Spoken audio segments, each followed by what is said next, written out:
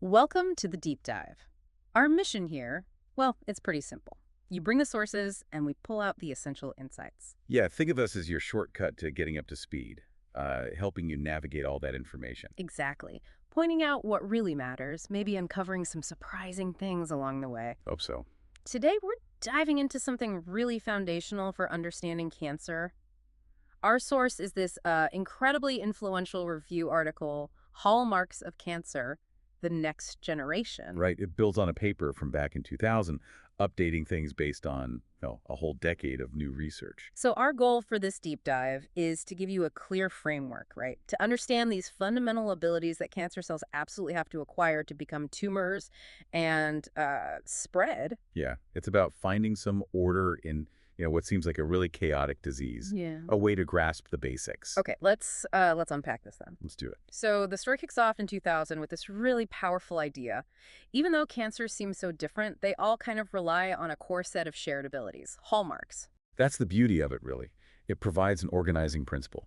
The idea being that a normal cell doesn't just suddenly become cancerous. It's a step-by-step process. Exactly. Yeah. It acquires these capabilities one by one, evolving towards that malignant state over time. And right from the start, there was this other critical piece, wasn't there? That tumors aren't just isolated cancer cells. Oh, absolutely not. That's Mhm. fundamental. Tumors are complex tissues, almost like, abnormal organs. Right. You got the cancer cells, sure, but also lots of normal cells mixed in fibroblasts, immune cells, the cells that make blood vessels, the stroma. And they're not just sitting there. No way. They're active participants, constantly interacting with the cancer cells.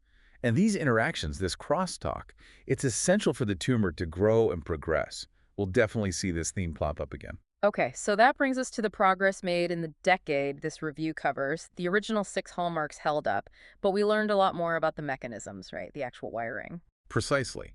The how. How do cancer cells actually achieve these things? The framework was solid, but the details got much sharper. So let's jump into the first one, sustaining proliferative signaling. Normal cells are very polite about growing. They only divide when they get the right signals, and those signals are super controlled. Tightly regulated, yeah, Yep. like needing a specific permission slip. But cancer cells, they basically hotwire the system. They become masters of their own growth signals. So they don't wait for permission. Nope. They might make their own growth factors and respond to them. That's autocrine signaling. Or they can kind of nudge the normal stromal cells nearby to pump out growth factors for them. That's paracrine. Or they just put way more antennas on their surface, or receptors. Exactly, making them hypersensitive to even tiny amounts of signal. Or, even crazier, sometimes the receptors themselves are mutated, so they're just stuck in the on position, signaling constantly, even with no growth factor present. Wow. Or they just bypass the receptor entirely and switch on the downstream pathways like RAS or PI3 kinase permanently. And this is where the sequencing revolution really came in, showing the actual mutations in these pathways in real tumors. Yes, that was huge. Finding things like BRAF mutations in, like 40% of melanomas, or PI3 kinase mutations across tons of different cancers. These mutations are the mechanism. They're how the cancer cell achieves that sustained signaling. And it's not just about turning things on, right? It's also about disabling the brakes. Absolutely critical. Normal cells have negative feedback loops. If a pathway like RAS gets too active, there are mechanisms to dampen it down. Cancer cells often acquire mutations that break those feedback loops. Like losing PTN. Exactly. PTN normally counteracts the PI3 kinase signal, loose PTN activity, and it's like taking your foot off the brake. That growth signal gets massively amplified. Even complex pathways like MPOR get manipulated to keep the go signal strong. But there was that kind of counterintuitive finding, too, that too much signal can actually be bad for the cancer cell initially. Yeah, that's right. Excessively high signaling from powerful oncogenes like RAS or MYC can trigger the cell's own defenses. It can force the cell into senescence, where it stops dividing, or even trigger apoptosis, cell suicide. A built-in safety mechanism. Exactly. So for cancer cells to really push proliferation to the max, they have to find ways to get around that too. They need to disable or adapt to these safety programs. Grow fast, but not so fast it triggers the alarm. And you can actually see evidence of this, like finding those senescent cells in some tumors. You can. It shows the struggle. The cancer cells are constantly pushing the limits, and they have to evolve ways to bypass these internal controls to really succeed. Okay, hallmark number 2. Evading growth suppressors. This is the flip side, right? Ignoring the stop signals. Pretty much. It's about disabling the programs that normally put the brakes on cell division, often by inactivating key tumor suppressor genes. The famous ones being RB and TP53. Those are the prototypes, yeah. Yeah. RB is like a critical gatekeeper for the cell cycle. It checks conditions before letting the cell divide. Yeah. Defective RB gates wide open. And TP53, the guardian of the genome. Right. It senses stress, DNA damage, low oxygen, you name it. It can halt the cell cycle for repairs, or, if things are too bad, trigger apoptosis. Losing TP53 is incredibly common because it removes that fundamental quality control. But it's not just about those two. Normal cells also stop growing when they get crowded contact inhibition. Yeah, and that gets lost too. We're starting to understand the mechanisms there involving proteins like NF2-merlin, which links cell adhesion to growth signals, or LKB1, which helps organize tissues and can override oncogenes. Losing these removes another layer of control. And what about TGF-beta? That was thought of as a growth suppressor. It is, generally, for epithelial cells, Yeah. so evasion seems simple, just ignore it. But it turned out to be way more complex. How so? In later stage cancers, the TGF-beta signaling pathway often gets redirected. Instead of suppressing growth, it actually starts promoting malignancy. It can trigger that EMT program we'll talk more about. Wow, so the cancer cell actually co-opts a stop signal and turns it into a go signal. Exactly. It highlights the adaptability. Depending on the context and stage, cancer can twist these pathways to its own advantage. It's quite insidious. Okay, which leads us nicely into the third hallmark, resisting cell death. Apoptosis, that programmed cell suicide, is a major barrier. Absolutely. If a cell gets damaged or starts behaving badly, apoptosis is supposed to eliminate it cleanly. Cancer cells have to find ways around this.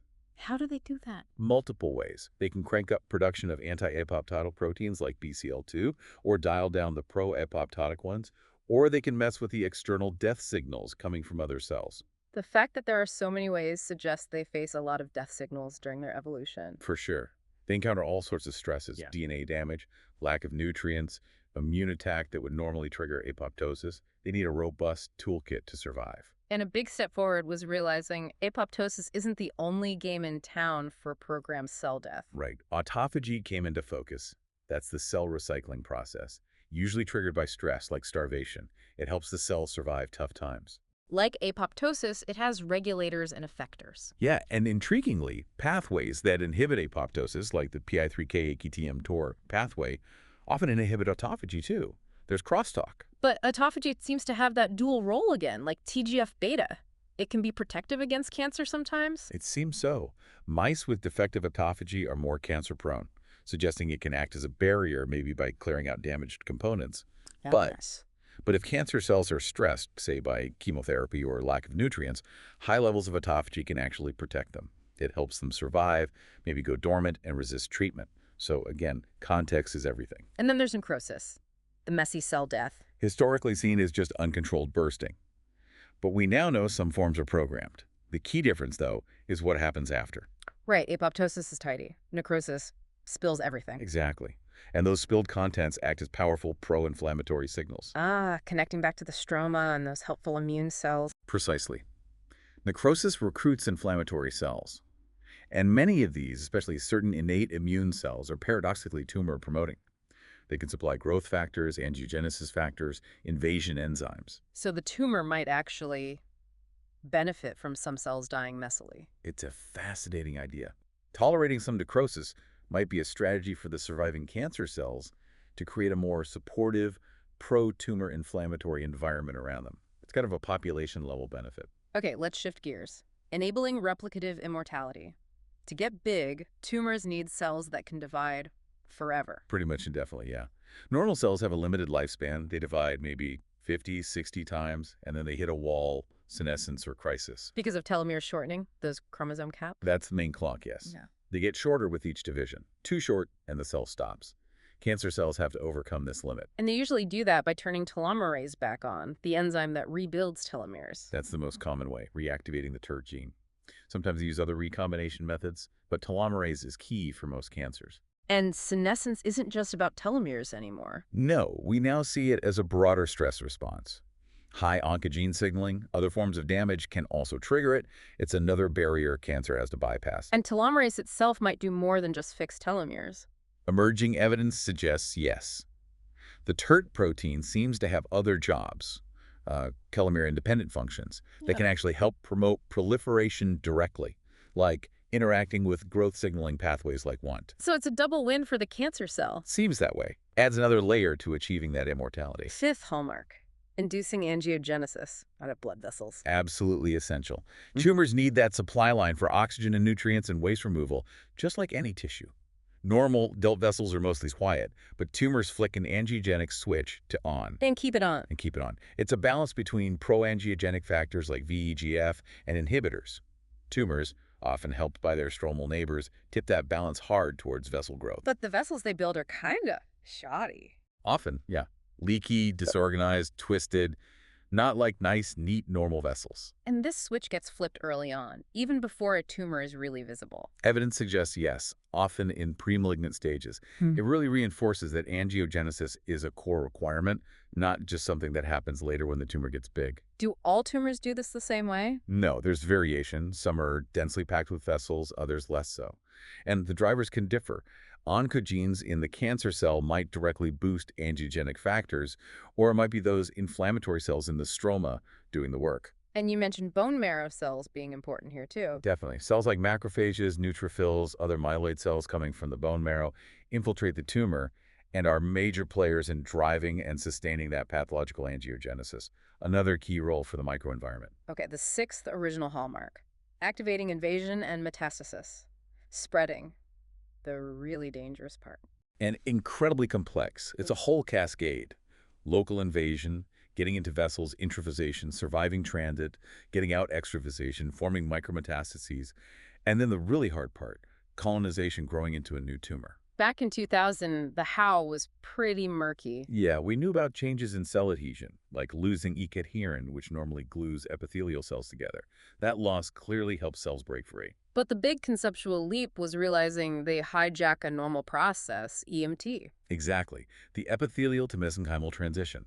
It's a developmental program used, for example, when tissues are forming in the embryo. Epithelial cells lose their structure, their connections, and become more like mesenchymal cells, mobile, invasive, able to degrade the matrix. And specific transcription factors drive this. Right. Factors like snail, slug, twist, zeb, they orchestrate this whole change in cell identity, often by directly shutting down E-cadherin. And again, the stromal cells are crucial partners here. Absolutely indispensable.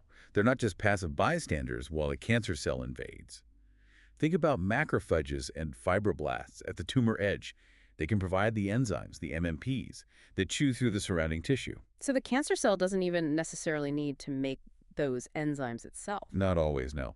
And TAMs, those tumor-associated macrophages, can engage in this back-and-forth signaling with cancer cells using growth factors, which seems to really help the cancer cells get into the bloodstream. Invasion and metastasis are team efforts. And this EMT isn't necessarily permanent? No, there's plasticity. A cell might undergo EMT to leave the primary tumor, travel, and then undergo the reverse, met-mesenchymal to epithelial transition to settle down and form a colony at the new site. Or they might only partially transition. And there are different styles of invasion. Seems so. Besides the EMT-driven single-cell mesenchymal style, you can see collective invasion, where groups of cells move together, and sometimes cells use a more flexible amoeboid movement. The strategy might depend on the cancer type and the environment. But even if cells successfully spread, that last step, colonization, is a major bottleneck. Huge bottleneck. Many disseminated cells form micrometastases but just fail to thrive. They can't grow into a full-blown secondary tumor. Why is that so hard? Multiple reasons, probably. They might lack other hallmarks needed in the new location, like the ability to trigger angiogenesis there. They might face immune attacks. They might enter a dormant state. Often they need to develop specific adaptations, kind of ad hoc solutions, just to survive in that foreign tissue environment. The whole seed and soil idea, the soil matters. Immensely. Some tissues might be intrinsically more welcoming metastatic niches, or the primary tumor might actually send signals ahead to prepare the soil, maybe by recruiting those helpful inflammatory cells before the cancer cells even arrive. And metastasis can happen surprisingly early. Yes, sometimes from lesions that don't even look fully invasive yet. And this idea of self-seeding metastatic cells traveling back to the primary tumor adds another layer of complexity. So colonization needs both the right cell programs and the right local ecosystem. Definitely. Understanding that interplay is key to tackling metastatic disease. Okay, so those are the 6 core hallmarks. But the review highlighted 2 other things, not hallmarks themselves, but critical for acquiring them, the enablers. Right. Think of them as the underlying conditions that allow cancer cells to evolve and gain those hallmark capabilities. First one, genome instability and mutation. To get all those changes needed for the hallmarks, cancer cells need mutations, right? Genetic and epigenetic changes. Exactly. Tumor progression is basically evolution in fast forward. Clonal expansions driven by advantageous mutations. Normal cells work hard to keep mutation rates super low. But cancer cells ramp it up. They do, either by becoming more sensitive to mutagens or more often by breaking their own DNA repair systems, the caretaker genes, or by disabling surveillance systems like TP53 that would normally eliminate cells with too much damage. So losing these caretaker functions accelerates everything else. Massively. It allows the cells to acquire the mutations needed for sustained growth, resisting death, invading, all of it, much faster. Even telomere dysfunction contributes to large-scale chromosome instability if telomerase isn't active. Genome instability is the engine driving the acquisition of hallmarks. The second enabler, tumor-promoting inflammation. We touched on this, but it's more than just a side effect. Way more. Historically, immune cells in tumors were seen as the body fighting back, and sometimes they are. But overwhelming evidence now shows that chronic inflammation, especially involving innate immune cells, actively promotes tumor development and progression. How? By providing stuff the tumor needs. Precisely. Inflammatory cells pump out growth factors, survival factors, those pro-angiogenic factors, enzymes for invasion, basically supplying building blocks for multiple hallmarks. And they can even cause more mutations. Yes, by releasing reactive oxygen species and other mutagenic chemicals, so they fuel the fire genetically too. These are often wound-healing types of immune cells, macrophages, neutrophils that get recruited and subverted by the tumor. And some have that double effect, helping the tumor and suppressing the anti-cancer immune response. Right, like those MDSCs, myeloid-derived suppressor cells. They promote growth and angiogenesis and shut down T cells and NK cells that could kill the tumor. It's a win-win for the cancer. So the immune system is really a double-edged sword here. Absolutely. Inflammation acts as a crucial enabler by providing the supportive environment and accelerating the genetic evolution needed for the hallmarks. Okay, then there were the 2 emerging hallmarks, strong candidates, but maybe not fully cemented yet. Exactly. The first was reprogramming energy metabolism. Cancer cells divide like crazy, and that needs fuel and building blocks. The Warburg effect, using glycolysis even with oxygen around. Right. Less efficient for pure energy, but very common. You see it with PT scans. It's linked to the same oncogenes and tumor suppressors driving proliferation, like ROS, MINAC, TP53. And the thinking is this lets them divert glucose metabolites into making new DNA, lipids, amino acids. That's the leading hypothesis. Yeah. They need biomass, not just ATP. It's a metabolism similar to rapidly growing embryonic tissues. You even see metabolic cooperation within tumors sometimes, like one cell using glucose and making lactate, and another cell using that lactate. So why emerging? It seems pretty fundamental. The main question was its functional independence. Is altered metabolism a distinct capability cancer cells must acquire, or is it just an inevitable consequence of being driven to proliferate so rapidly? That distinction was still being clarified. Makes sense. And the second emerging one, evading immune destruction, the immune surveillance idea. Yeah, the theory that our immune system normally finds and kills nascent cancer cells. So any tumor that actually develops must have found a way to avoid this. And there's evidence for it. Immunocompromised people, mouse models. There is, yeah. And T-cell infiltration correlating with better prognosis in some human cancers. Also, the idea of immunoediting the immune system killing off the most visible cancer cells, leaving the stealthier ones behind. But it's complex because cancer cells actively fight back. Definitely. They secrete immunosuppressive factors, recruit suppressor cells like TREGs and MBSCs. They're not just hiding. They're putting up shields and firing back. So why was this one still emerging? Its universality as a barrier across all human cancers, especially non-viral ones, was still debated. And the complexity of the active evasion mechanisms made it harder to pin down as a single, universally acquired hallmark compared to, say, sustained proliferation. Okay, that covers the hallmarks and enablers. A theme running through all of this, though, was the tumor microenvironment. It's not just scenery. No, it's absolutely central. The past decade really hammered home that tumors are complex ecosystems, almost organs. It's the cancer cells plus all the supporting stromal cells, endothelial cells, fibroblasts, immune cells, etc. And even the cancer cells themselves aren't all the same. There's heterogeneity. Right, genetic differences that arise during evolution, but also different functional states, like the cancer stem cell or CSC concept. Cells that are particularly good at starting new tumors. That's the operational definition, yeah. They seem to have stem-like properties like self-renewal. Where they come from and how important they are, still debated, but There's that potential link to EMT, that the process giving invasion ability might also create CSC traits. exactly. Suggesting stromal signals could be key in generating or maintaining these potentially critical cells, especially for metastasis and maybe therapy resistance. CSCs might be tougher to kill. And cancer cells can even sometimes change into stromal cells. In some cases, yeah. Like glioblastoma cells transdifferentiating into endothelial-like cells to build their own vessels. Wild plasticity. So you have this mix of cancer cell types and then all the stromal players we've mentioned, vessel cells, fibroblasts making matrix, those diverse immune cells. The key takeaway is that heterotypic signaling orchestrates everything. It's the constant back-and-forth communication between the cancer cells and all these different stromal cells that builds the tumor, maintains it, and drives its progression. It's dynamic, Yeah. changing over time. Absolutely. Early tumors recruit stroma. Stroma helps cancer cells. Cancer cells evolve, signal back, reprogram the stroma. It's a vicious cycle, driving invasion and metastasis. Which explains why metastasis is hard leaving that supportive home environment. Precisely. They land in a naive tissue and have to restart that whole conversation, unless they happen to land in a pre-prepared metastatic niche. Understanding this signaling is crucial for therapy. Which brings us right to therapeutic targeting. This whole framework gives us a map for treatment, right? A logical blueprint, yeah. Many targeted therapies aim directly at pathways involved in these hallmarks, blocking growth signals, stopping angiogenesis. And when those drugs work, even partially, it validates the hallmark concept. It does. It shows that blocking that specific capability hurts the tumor, proving it was essential. But the problem is often resistance. The tumors bounce back. Yeah, and the hallmark framework helps explain why. These capabilities are often controlled by redundant pathways. Block one, the cell finds another way. Plus, cancer cells adapt new mutations, epigenetic shifts, even getting the stroma to help them resist the drug. Like anti-angiogenesis therapy, sometimes making tumors more invasive. Exactly, shifting strategy. So the future, based on this understanding, really points towards hitting multiple hallmarks or enablers at once.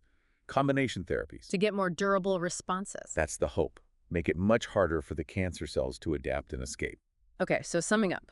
This hallmark framework, starting with the original 6, has been incredibly powerful for organizing our understanding of cancer. Absolutely. And the last decade really fleshed out how the mechanisms and brought the enabling characteristics, genome instability and inflammation, into sharp focus. Plus that huge appreciation for the tumor microenvironment as a complex, interactive ecosystem. Yeah, the tumor is not an island. Looking ahead, we'll likely get even more clarity on invasion, metastasis, metabolism, immune evasion. And new layers like epigenetics, microRNAs, Yep. adding more complexity. For sure. And genome sequencing keeps revealing more about the incredible heterogeneity within tumors, which fuels that adaptation and resistance. It feels overwhelmingly complex sometimes. It is, but here's the really striking thing, the provocative thought maybe. Despite all this complexity, all these diverse cancer types and intricate mechanisms, the research keeps pointing back to this idea that it all manifests through a surprisingly small set of underlying organizing principles, these hallmarks. What does that fundamental simplicity hidden within the chaos really mean for how we ultimately tackle cancer?